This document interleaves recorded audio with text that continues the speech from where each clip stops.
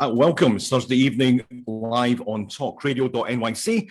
My name's Graham Dobbin, and this is the mind behind leadership. Got an interesting guest this evening, and it's kind of relevant that this week I was clearing out the subscriptions on in my emails. All those things that I'd seen something and I thought I'll subscribe, and this seems like a good newsletter. And it suddenly struck me how many people are out there saying this is what you should do, or tell me how great they are, or dare I say even suggesting that everything I was doing was wrong. The world's full of gurus. I don't know when that happened. I thought guru was always something that was a little bit special. It struck me this week that that's not the case. If nobody's done that recently, I think it's quite a therapeutic part of going in and clearing out all those newsletters that we were doing. And I think it's very valid this week, because my guest is Michael F. Schein. Now, Michael is an author, podcaster, speaker, and hype artist, which we'll come to. He's the founder and president of Microframe Media, who have launched campaigns and created content for companies such as eBay, Magento, LinkedIn, and Ricoh. One of the things that Michael and his company does is they reverse engineer what the most successful celebrities have in common and creates a process that turns his clients into the go-to experts in their industry. Now, that's definitely interesting. But here's the next part. He's the author of a book called the Hype Handbook. He's also got published articles saying things titles such as Simon Sinek is full of hot air, Tim Ferriss is everything that's wrong with the modern world, and Tony Robbins is a bigger jerk than you thought, but you can still learn from him. Potentially controversial. We're going to test this out. Michael, it's fantastic to see you. It is good to see you, Graham. You know, that I really liked that introduction, because most people give the stock introduction and don't put all that all the stuff I'm proudest of, like insulting the gurus and, you know, my life's work there. So thank you.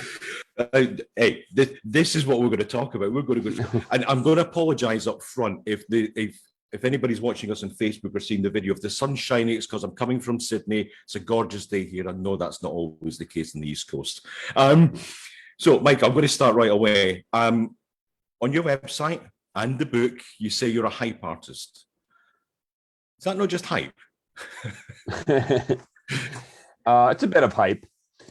You know, I define hype a little bit differently than a lot of people. It's kind of, you know, I feel like there have been a lot of words that gain power when people take them back, right? Like the word queer, right? I mean, that was a really offensive word for, you know, for gay people. It meant weirdo, and people took it back, right? They said, you know, we're queer. That's a good thing. So I don't want to compare what I do to that extremely difficult struggle. But I define hype not negatively. To me, it's any set of activities that get people highly emotional to move them in a certain direction. And that can be a horrible direction. It often is, but it can be a really, really good direction. But, you know, I'm not the first person to define hype this way. The hip hop community uses hype in this way. They talk about hype man and hyping things up. So, you know, I think when a lot of people think of marketing, which is what a lot of my competitors and contemporaries describe themselves at, that they're marketers, and a lot of them are really good.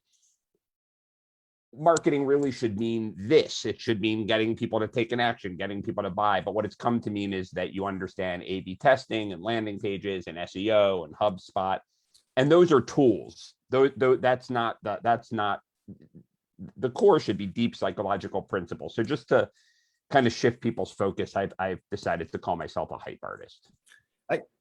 Interesting right away, because what I'm hearing is when we talk about psychological movement towards it, that's very creative, and there's it can come in lots of different frames. Whereas what I see with a lot of marketing at the moment is a process, and you've got to fill in the process rather than be creative. Yeah, creative and really figuring out why you're doing it, right? I mean, you talked about these gurus in your really brilliant introduction, because, you know, I've really never heard someone say, how come there are so many gurus? That's like saying everyone is, you know, there are 7.5 billion really unique people, or everyone's got higher than average IQ. Well, how can that be possible? If everyone has higher than average, then that's the doesn't work. Average, right? So I think everyone is calling themselves a guru now, right? I'm a sales guru. I'm a this guru. I'm a that guru. But where was I going with this? What was the original question? I just went off on how great we were talking about the creativity and just about how. So it's creativity for sure. But what I was going to say is these gurus, what they do is they set, if you do A and if you do B and if you do C, you're going to get D. And they don't focus on this is how human brains always work. This is how humans work in groups.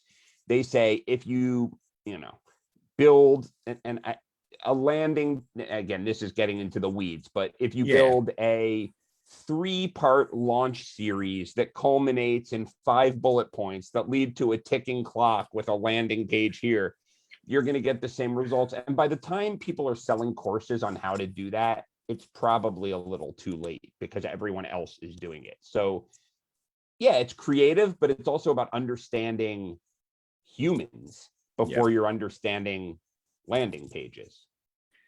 It's interesting. I've been running a sales program out here, and we had 20 odd people in the room this week, and as usual, everybody wanted to know what's the script, what can I say that's going to make people buy. Right. And it's not until I'm explaining, here's a framework, but we've got to find our own way of doing it. We've got to find our own approach. We've got to find our own words. That's exactly it. And you could build a script and it might work for your product and your service. I've seen people sell on scripts, but they're scripts based on trial and error for that specific thing. And that's hype too. I mean, you can understand general principles of what I call hype, and we'll delve into that. And you can do a bunch of small tests until you figure out that formula that works and then scale it up. But it's the formula for that product, for that campaign, for that individual, for that company. Yeah. It's not like the formula that will work until the end of time for any business, any person. How did you get to this point? How did you? Because we'll dig in a little bit into how you see gurus. I'm going to keep on calling them that. How they see themselves as a guru. What brought you to the point that you saw it differently? I think maybe because I never wanted to be in business and I never saw myself becoming a salesperson or a marketer. I have wanted to be a writer and an artist, quote unquote, not a visual artist, but doing something artsy fartsy since I was little. I mean, I remember I learned to read really early. I think I remember being like in first grade and them having this teacher come in to teach creative writing once a week or whatever they called it. And I would write stories and people would laugh. I wrote one about WrestleMania, like 27, which they're probably up to now. This was like 1984 or whatever, but yeah. And I remember just loving that feeling and just wanting to do that. So I wanted to write. And then I got older and got really into music. But it was still about the writing. I had this conceptual kind of punk band, this kind of glammy punk band. I wasn't a great player. I played with guys better than me, and I would create these big conceptual stories and this and that. So, I mean, the only reason I got into business at the beginning was because my band broke up and I was despondent and I needed to make a living. So I got a job. It was a big company that had a department that was doing like an entertainment startup, but that department folded. But I guess I had a little bit of talent in some capacity, or I was smart or hardworking or what have you. So they shifted me into the main company, which was a company that ran basically customer service call centers. Talk about scripts. They started as a telemarketing company, but by the time I was there, they like answered the phones for, it's called a business process outsourcer. They pick up the overflow of calls from like huge companies, Fortune 100 companies. So I don't know. I thought I'd be there a year. I was there for 8 years. The first 3 years, I found it a little bit exciting because I was learning something new and I felt like an adult. I mean, the one bad thing about trying to make your living in the arts is a lot of fun in your 20s. But when you're getting a little, and I was still in my 20s, but I'm ambitious and I just started to like feel bad about myself, not really moving forward. Right. Yeah. So that was exciting to make a real paycheck and a good paycheck. But by the time I was there 8 years, I was really unhappy. Again, world's smallest violin. A lot of people have it worse. But, I have some talents. I've always been good at, as I said, writing. I'm creative. And I just felt like, is this what I've been put on the earth for? Like I could see myself being 55 years old. And this was when I was like 33, doing the exact same thing, just with a bigger title, just out of fear. So, I read an article about what they now call demand generation writing, which is basically copywriting, like writing white papers and case studies and stuff. And I knew I could do that well. And so I got a few clients and I quit my job. And that quick start ended up really poor. It fizzled out quick. Like I got a few clients and they kept with me. But it turned out I was really bad at sales. I mean, and marketing, honestly. Like because I had become very corporate by this point. So when I thought of marketing, I did what I just said not to do. I read every book on, all the technical stuff, and I would set all that up. But I wasn't really thinking about like, how do you get people so excited about what you're doing that they want to follow you? I was thinking about, how do I set up this ABCD sales funnel, blah, blah, blah, that some people listening to your show might not even know what I'm talking about. So when I had burned through a year's worth of savings, I was ready to throw in the towel. And I remembered back when I was in that band, we actually had a pretty good following. And the reason was, I was actually good at marketing, although we never called it marketing. We called it hype. We would say we're going to hype stuff up. So like we used to sell this club out, Arlene's Grocery, which is small, but it's a really famous club. Like the Strokes started out there. We used to sell it out all the time. We had a residency there. Nice. And the way we would do that, we got ourselves on Showtime at the Apollo, knowing we would be booed off.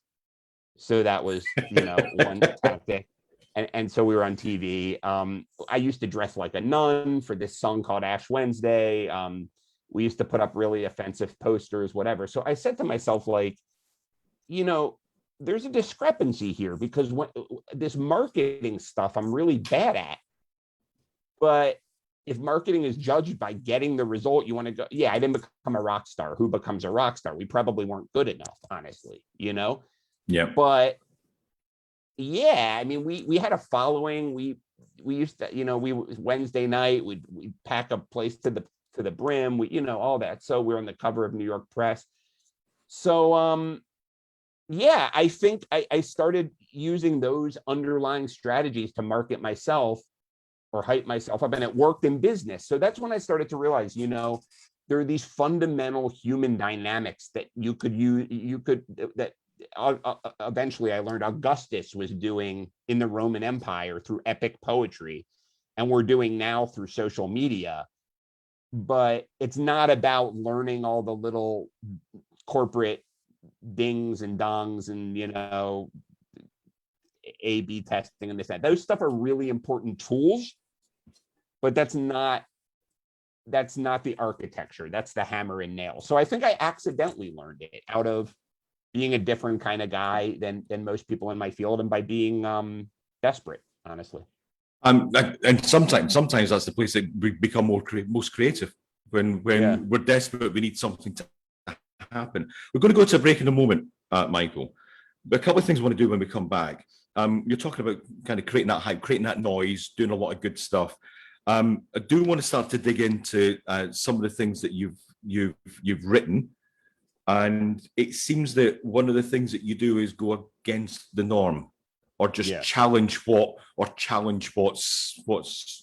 maybe accepted, what other people are saying, or what's socially accepted, and just create that. Yeah. So want to dig into that, because I'm kind of with you on it. If everybody's going down one road, then that's too busy. Let's try the other one. So we're going to dig into that just after the break, just kind of see where your thoughts are.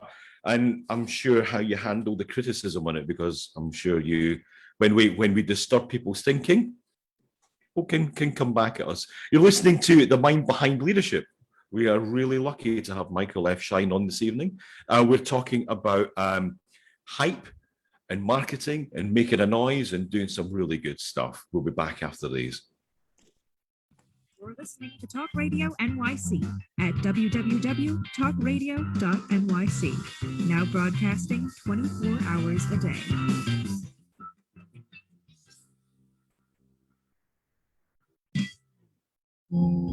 Are you a conscious co-creator? Are you on a quest to raise your vibration and your consciousness? I'm Sam Leibowitz, your conscious consultant. And on my show, The Conscious Consultant Hour, Awakening Humanity, we will touch upon all these topics and more. Listen live at our new time on Thursdays at 12 noon Eastern Time. That's The Conscious Consultant Hour, Awakening Humanity, Thursdays, 12 noon on talkradio.nyc.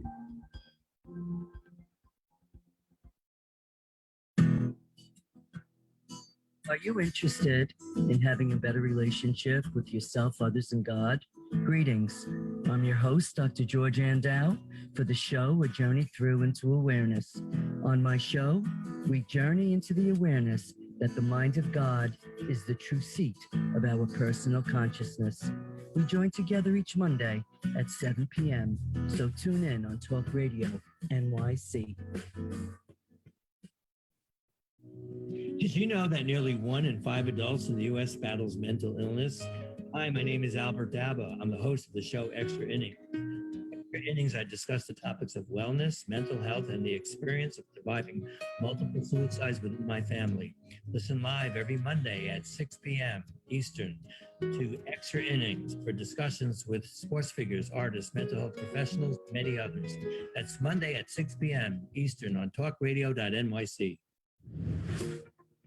Hi, I'm Graham Dobbin. Join me every Thursday evening for the Mind Behind Leadership here on talkradio.nyc. We speak to people from business, sport, military, and politics, all around what makes a great leader. The personal experiences of what's worked and, maybe more importantly, what hasn't worked. So that's 7 o'clock every Thursday evening, the Mind Behind Leadership here on talkradio.nyc. Listen to real stories of real leaders. You're listening to Talk Radio NYC. Uplift, educate, empower.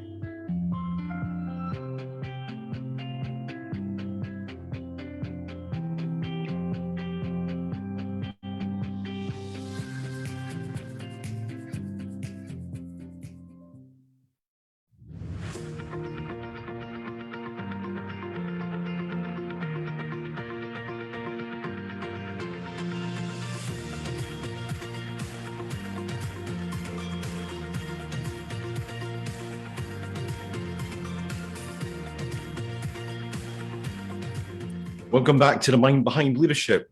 Michael, what do you think of the theme tune, being a musician? Are you okay with that? We normally get people dancing at this stage. I was shaking my head a little bit. Yeah, it's pretty good. Yeah. Bobbing. Good, yeah. Good. That's good. That's good enough for me. Yeah. We're talking about taking a path that other people don't take. We're talking about doing some stuff slightly differently. It sounds like you've done this for a long time. I'm going to put this out there. That's quite a brave thing to do, when you're not just following the norm and standing out. Would you say so? Yeah, I guess. I mean, thank you. That means a lot. I like thinking of myself as brave. It's funny. I'm kind of two people in one. And I'm almost more embarrassed about the first part, even though it's the part that less people would be embarrassed about. I'm sort of a goody two shoes in some areas of my life. Like I was a good student, you know. I mean, I worked really hard in put a lot of pressure on myself in high school. I don't know where it came from. You know, not a huge partier, especially when I was young. Of course, we all go through our stuff when we were older, you know, that sort of thing. Can follow rules when I need to, but in my quote unquote art, you know, whether that's my articles or my campaigns to attract attention for clients and myself, or the music I made, or even when I would write fiction, I really admire norm breakers, and I don't see the point of going out into the world to do what I call, you know, in fiction, I call it kitchen table stories, you know, a family talking about their problems around the kitchen table, you know. And I don't know what's with that dual thing. So a lot of people would see me, people who I you know, my mom is so funny. She's my biggest supporter, as moms are. And I had this video of our band, and she like took it. I went to a small high school, and she took it to like some of the teachers who inspired me, which was a little embarrassing, you know, but showed it to the teachers, and they like couldn't believe it was me, because like I would go on stage and do all this crazy stuff, and I'm just not like that in real life. So yeah, I guess as a person, I don't know if I'm being brave or if it comes natural, but as a business tactic, it's almost you're kind of being foolish and reckless if you don't draw a line in the sand. I mean, I see all of these companies and people, and I'll say to them like, "What's your point of view?" And they'll God bless them, but they'll say something like, "We are an end-to-end solution of," and they think that they're being not offending people, but there's been a lot of science and research on the fact that human beings, and we can talk about this if you want, much more deeply attracted to being against something and forming tribes and around what they're against. And that can be being against an idea than being attracted for something. Like you can tell them why something is great. You can tell them why your computer's awesome. And then your Dell, people buy Dell because it's cheap, because you can use it. And that's okay. That's a business model. But think about what Apple did when they came back in I guess the early 2000s or late 90s. They did the whole Mac versus PC thing. Yeah. You're a Mac user. What that means is you're against corporate, being like the guy with the belly and the mustache, the corporate drone. You're more like Justin Long. So people were buying a Mac because they wanted to say, I'm not a corporate drone, even though of course they were corporate drones. I mean, we're all corporate drones for the most part, so people are really attracted to being against things. So from a totally calculated hype business point of view, it's almost more brave not to be contrarian. It's interesting. You mentioned, and what I'm hearing, and correct me if I'm wrong, that kind of one of the first things where you tried this out being different was on a stage or in front of other people. Did that allow you to have a different persona? And let me ask you the on a wide scale. I mean, I would always write I like the stories I wrote. I liked writers like Kurt Vonnegut and Stephen King, and I liked movies like Pulp Fiction when I was a kid. So my stories, they weren't very good at the time, but like were full of violence and foul language and whatever. So it wasn't like I was always trying to be a rabble rouser, but yeah, on the stage was the first time that I really tried on a new persona that wasn't me, in a way that quite a few people were looking at it and paying attention to it. Yeah, it's because I know that I switch when I'm doing training. I switch if we're doing it virtually, that's one thing, but in front of a group, it's completely different, and you can take risks.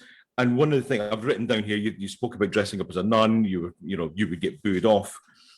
But one of the things that always fascinates me is like say comedians when they go in, because what they're doing is disrupting thought patterns. They're disrupting what you would expect to happen. Right. And we pay to go and have our thought patterns disrupted. Yeah. That's what laughter is, right? In a way. And then we can drop things in. We learn in that way where we're having fun. We get our guards down. But in others, we're expected to be kind of very mainstream. We expect something from a music from a rock concert, or from somebody who's speaking, or that needs. There's almost a pattern that needs to go along with those. But if we go and see a comedian, they can almost do whatever they want.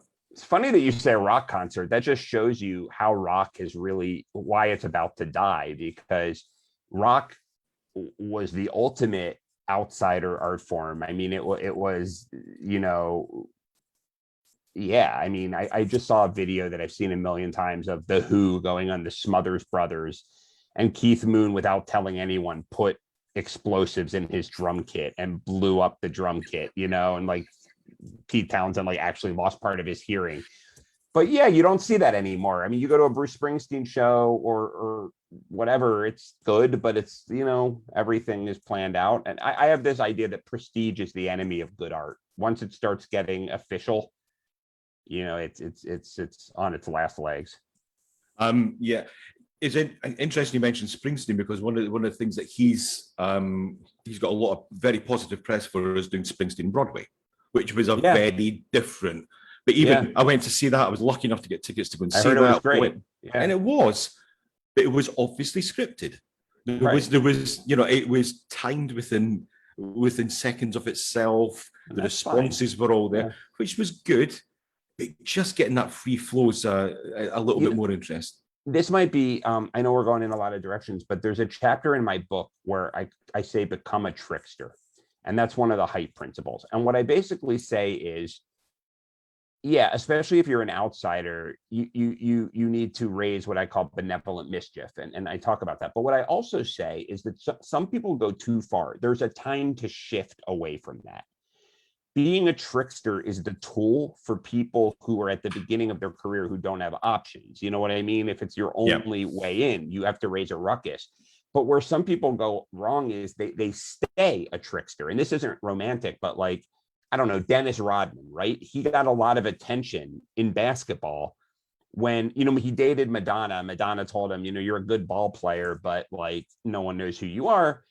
Dye your hair, do antics, blah, blah, blah. And it worked. I mean, he got all these endorsements, but he's still doing it. He can't play any other role. And now he's being invited to North Korea and he's a joke and he's ridiculous. Whereas I talk about Ryan Holiday, who is this guru, but he's one I really like. He wouldn't call himself a guru. He'd call himself a writer. And when he started, he was the youngest ever director of marketing at a major company. It was American Apparel. And he would do just crazy stuff to get attention, spray painting his own billboards in the middle of the night, you know, hiring porn stars to pose for clothing ads, naked, you know, whatever. And you would never know it now because he's restyled himself. He's like the foremost proponent of stoicism. You know, he writes books on stoicism and he never cracks a joke. And he actually wrote a book exposing his own methods as like a form of penitence. So there's a time to go mainstream in hype and in attaining commercial success. But when do we know when that is? How do we work that one out? For example, somebody like Dennis Rodman. When does somebody like Dennis Rodman say, "Okay, enough. I need to flip this again"? And it's not necessarily going back to the mainstream, but it's okay. That part's done. I need to be doing something else.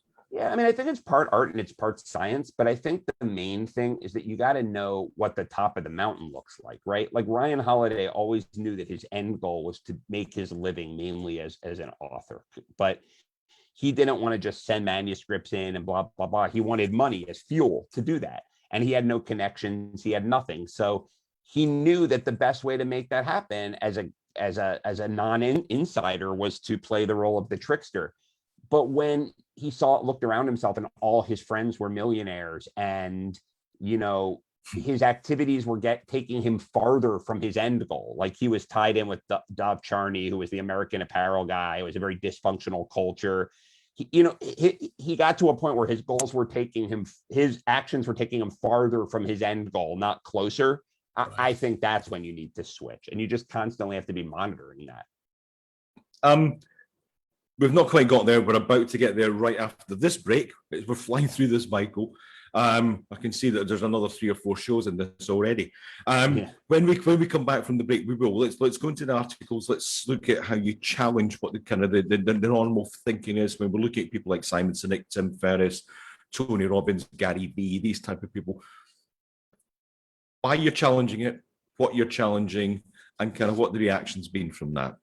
You're listening to Mind Behind Leadership. We have got Michael F. Schein this evening. We're talking hype, we're talking controversy, and we're talking challenge. We'll be right back after these. You're listening to Talk Radio NYC. Uplift, educate, empower.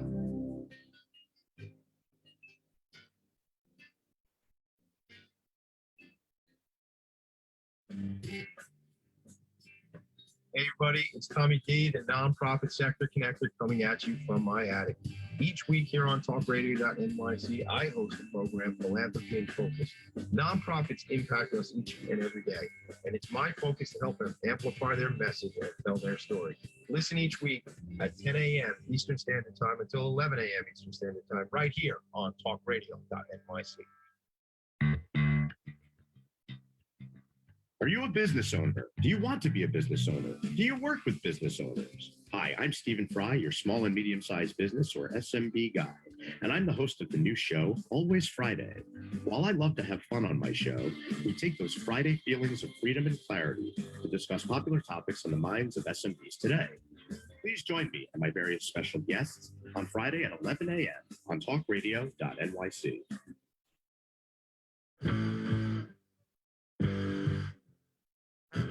Do you run or are ready to open your own business? Hi, I'm Jeremiah Fox. I've been operating and opening small business for the last 25 years, and I'm the host of the new show, The Entrepreneurial Web.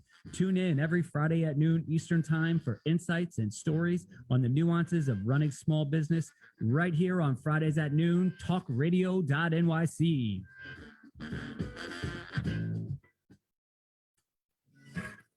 Hi, I am Joseph Franklin McElroy, host of the new podcast, Wise Content Creates Wealth. It airs on talkradio.nyc every Friday afternoon from 1 p.m. to 2. They say content is king. Well, wise content rules the world. Every episode features tools and tips for content marketing and business people telling the wise content stories of that success. Tune in every Friday from 1 p.m. to 2 on talkradio.nyc. You're listening to Talk Radio NYC at www.talkradio.nyc. Now broadcasting 24 hours a day.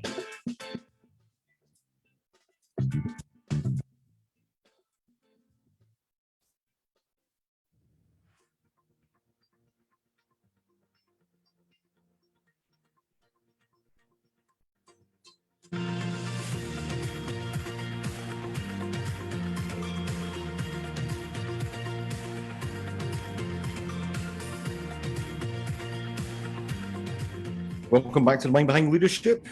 We're talking hype. Michael, so let me just go over the headlines here. Let me remind people, Simon Sinek is full of hot air. Tim Ferriss is everything that's wrong with the modern world. Tony Robbins is a bigger jerk than you thought, but you can still learn from him. Why those titles? What was the thoughts behind them? Well, there are a couple of things here. I mean, one was that, just like we were talking before the break, picking those kinds of fights gets you a lot of attention. But I don't pick fights that I don't believe in. I'm not a troll, right? So why did I talk about these people? So you know, one of the reasons I wrote the Hype Handbook, the book that I put out, was it was a total outgrowth of these articles. For one, when I would write an article on a different topic, it would get like a few thousand views, and like the Simon Sinek article has like, I don't know, 170,000 views. So anytime I would write something like that, it would work. And I thought it was just that I was picking fights, but what it really was that I think I tapped into this concept that there are certain people out there who have, just by natural sort of inclination, figured out how group psychology works. And some of them are completely benign figures, like Simon Sinek. I took down certain elements of his message, but he seems like a perfectly decent human being. Some of them are really, really good people, like Martin Luther King. Many of them are horrible people, like Jim Jones, the cult leader. But if you strip away the content of their message, the mass psychology principles or group dynamics that they use are remarkably consistent. And so what I was saying in those articles was, if you want to learn how to become really successful, if you define by success by getting a whole lot of people to follow what you're doing and perhaps pay you money for it, instead of paying attention to what these people tell you to do, the product they're selling is usually advice. Maybe there's good stuff in that. But if it was that good across the board, why isn't everyone in that arena a millionaire? Yeah. Instead of that, pay attention to what they do. So in other words, Tony Robbins can talk all day long about all of these things that you're supposed to be doing. But think about the fact that the reason he conveys his message the way he does is it gets you into a transcendent state with the Yep. lights, the screaming, the sideways clapping, the walking on hot coals. That gets you into a transcendent state. So you get into this buying state. You think your life's going to be completely different. And then when you leave the arena in about a week, you've gone back into your normal life and you blame yourself because he didn't actually have to do the implementation for you. Yeah. So you blame yourself and you come back to get in that transcendent state again. So think about, do I want to follow Tony Robbins' advice? Like, who's it working for? Or do I want to follow Tony Robbins? What can I extract? Can I use more sensory stimulation?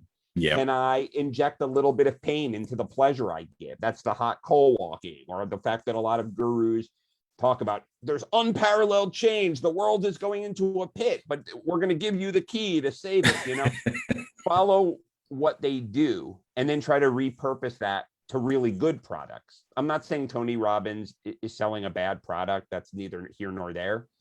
But a lot of these people are. And my whole thing is, if you can use it to sell garbage, imagine what you can use it to sell good stuff. It's interesting. I mean, Tony Robbins, great business model.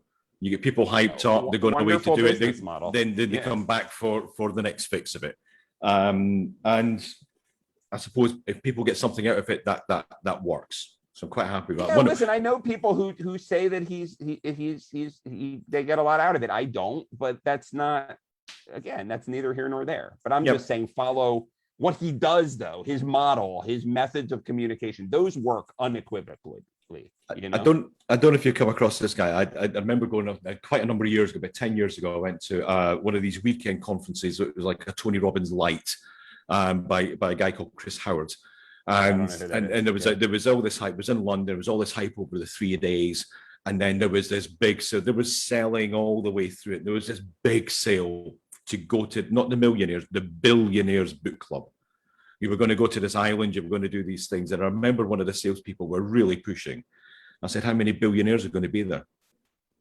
And it was silence. I said, "If it's a billionaires book club, who are the billionaires?" And it was just absolute science. This is just, we've got to prove the concepts. We've got to show things that really, really work. And that actually sounds like con artistry. I mean, that's even beyond. I mean, if they're selling a billionaire boot club where there's no, billionaires, I mean, completely. Yeah. I'm completely with you on that. What kind of reaction did you have to these articles?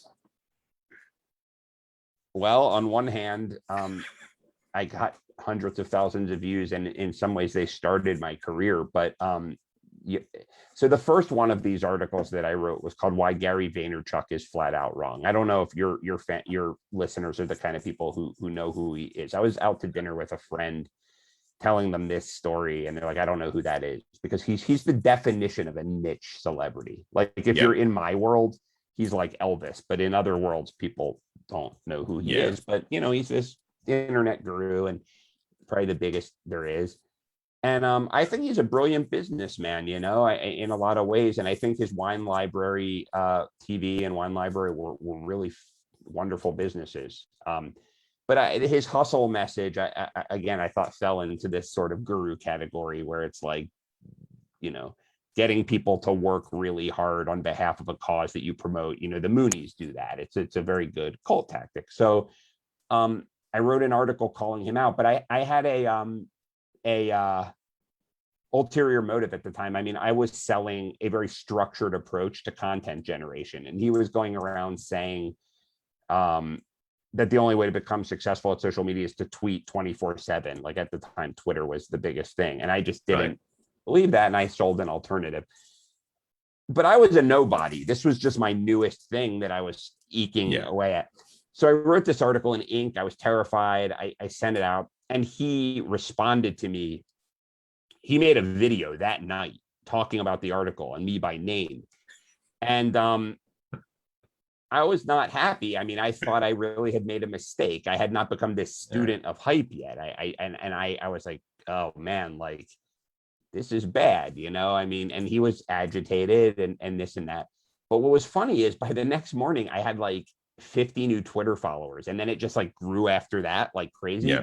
And then I started getting business. And what I figured out was happening was there's all these people out in the world who probably felt the same way I did, but they didn't have a leader to coalesce around, and people are tribal. So they were just thinking this stuff in their head. And there are these Gary Vaynerchuk fans, they're called Vayniacs, and they coalesce around his message. But now they're like, oh, there's this other message, and it's against Gary Vaynerchuk's message. So yeah, that was like the beginning of my visibility and everything else, whatever success I've had. So yeah, I mean, I've had Tony Robbins people contacted Forbes, and he's notoriously litigious, Tony Robbins, you know. And they wrote me, and they're like, his PR people contacted us. They said he's not a jerk because he donates to charity and this and that. And I said, tell me one thing in my article that's not factual, you know? And they there was nothing. I mean, everything I said was true. So they dropped the thing.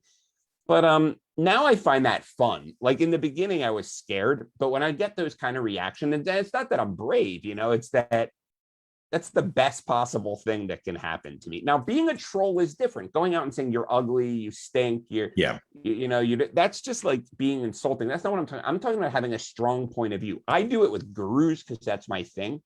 But a lot of people aren't comfortable with, quote unquote, picking fights with people. And that's cool. In fact, that's probably better. Pick a fight with an idea. Like Basecamp picked a fight with the idea of inelegant work processes. I mean, it sounds boring, but it's the basis of their success, and they have like a cult following. So it's just better to be against than for. It's just the way human psychology responds. Here's the thing. Look, the headline "Simon Sinek is full of hot air" is a grabbing headline, but the article itself is about the process and about what he's doing. So it's not particularly personal, and I think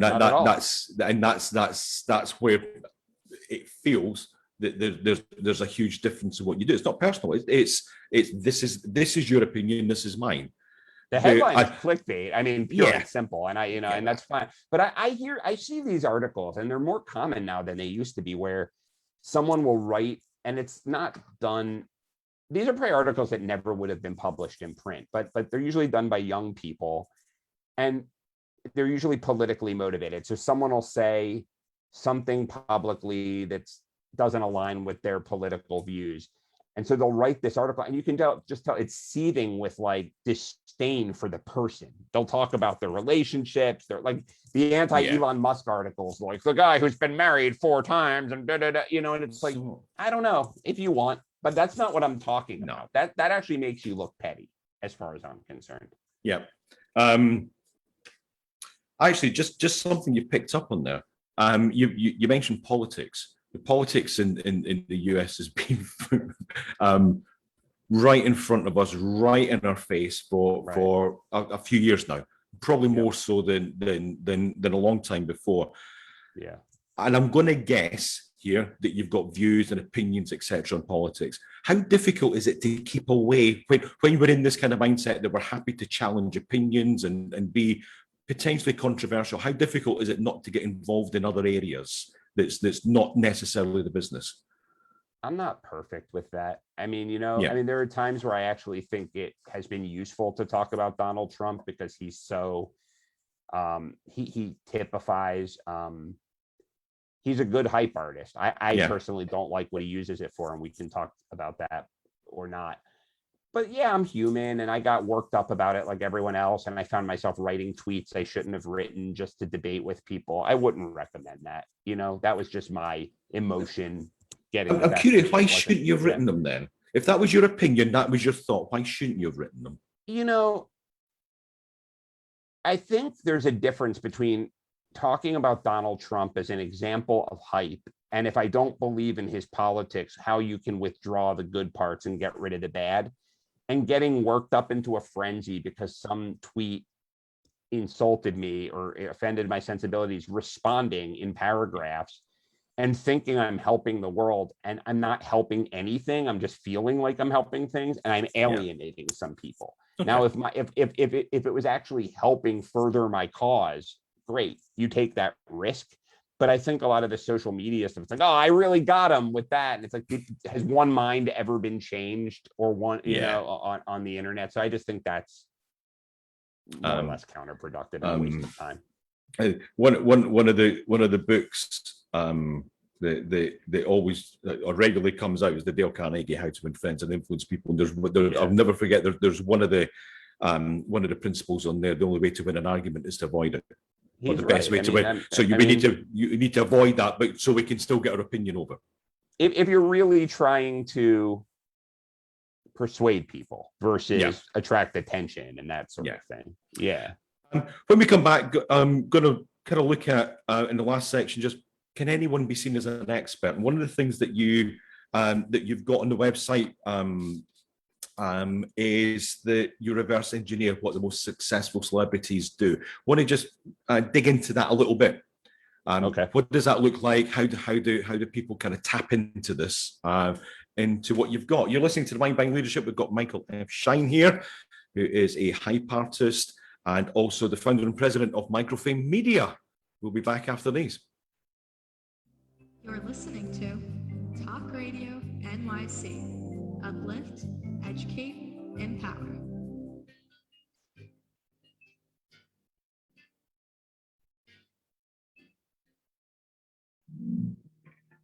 Are you a small business trying to navigate the COVID-19 related employment laws? Hello, I'm Eric Sauver, employment law business law attorney and host of the new radio show, Employment Law Today. On my show, we'll have guests to discuss the common employment law challenges business owners are facing during these trying times. Tune in on Tuesday evenings from 5 p.m. to 6 p.m. Eastern Time on talkradio.nyc. Howdy, I am Joseph Franklin McElroy, host of the new podcast, Gateway to the Smokies. It airs on talkradio.nyc every Tuesday night from 6 p.m. to 7. Every episode is dedicated to memorable experiences in the Great Smoky Mountains National Park and surrounding areas. This show features experts and locals who expound upon the richness of culture, history, and adventure that awaits you in the Smokies. Tune in every Tuesday from 6 p.m. to 7 on talkradio.nyc.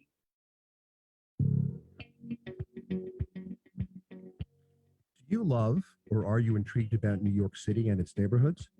I'm Jeff Goodman, host of Rediscovering New York, a weekly show that showcases New York's history and its extraordinary neighborhoods.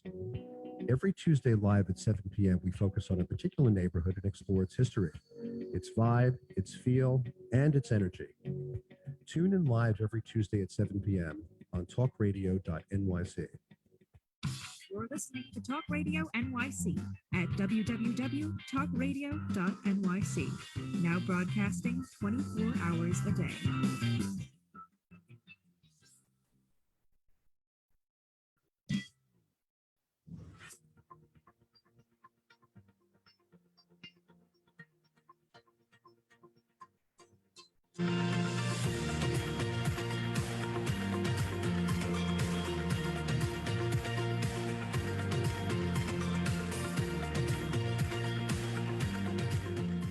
So welcome back. Michael, can anyone be seen as an expert? I mean, I'd like to reframe the question if that's okay. Because yeah, of course. I don't, I mean, there's a difference between expertise and being a niche celebrity. And I don't mean a celebrity, but a niche celebrity. I mean, expertise is expertise. I mean, you should know stuff. You should get the appropriate schooling or read a lot of books or whatever, Yeah. I don't think a doctor can just say, I mean, there have been doctors in history, and some of them I wrote about in the book. This guy, John Brinkley, who basically bought his medical degree in Italy, and he was insanely wealthy, and he was considered an expert doctor to people in the rural South, made millions of dollars, and was responsible for 45 deaths. He would cure impotence by putting goat testicles into human testicles, basically. And he almost became the governor of Arkansas. So sure, you can be seen as an expert using things like external signifiers of prestige and various strategies. But being an expert is something different. A niche celebrity, though, what's really interesting is I'm not a natural at this stuff, right? So there are some people are, how do I put this delicately? You don't need to put it delicately on this show. No, I know, but you can say it as it is. I know, but I'm trying to say it without my point being lost. So, the subtitle of my book talks about how to learn from propaganda artists, cult leaders, promoters, etc. Yeah. A lot of the people I talk about are good people, but on balance, there are a lot of bad people. And that's not because these strategies of crowd psychology are bad. They are what they are.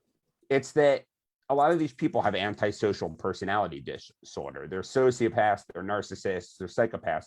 And they've done tests on these people. When they get into interpersonally stressful situations, their heart rate doesn't go up. So they don't allow emotions to get in the way. They see their interactions with people like a chess game, right? So as a result, they're naturally better at this stuff. But you can reverse engineer this stuff because it works. It's so consistently across human beings, and even reapply them in an ethical way. So I reverse engineered these strategies. And my whole thing was, I didn't leave my job to be a con artist. If that's what it takes, I'm not going to do that. I wasn't finding meaning in my work. I'm not going to go do that. But what I found is that it's very reverse engineerable. It can be applied to anything. Anyone can use it if with the will. The one thing you have to do, and there's a whole chapter on this, if you want to get anywhere near close to being able to take the emotion out of the equation, is self-regulate. Whether that's therapy, meditation, exercise, martial arts, cutting the caffeine, you have to work on yourself a little bit too, because if every time some of this stuff's uncomfortable to do, picking fights is uncomfortable, being a trickster is uncomfortable, other strategies that I talk about, milk before meat, can feel unusual. So you have to get into a place where it just sort of feels, as one of the hype artists in the book say, like a pebble in your shoe. You know what I mean? You feel the tension, but you do it anyway instead of letting it overwhelm you. So that's a long answer to the question. Yeah, anyone with enough study and work and self-awareness can turn themselves into a niche celebrity. Can you become Oprah? No, you can't. Maybe, but you probably not. You probably can't become Michael Jordan. But fortunately, we live in the internet era where you don't have to. You just have to get well known in a very specific niche.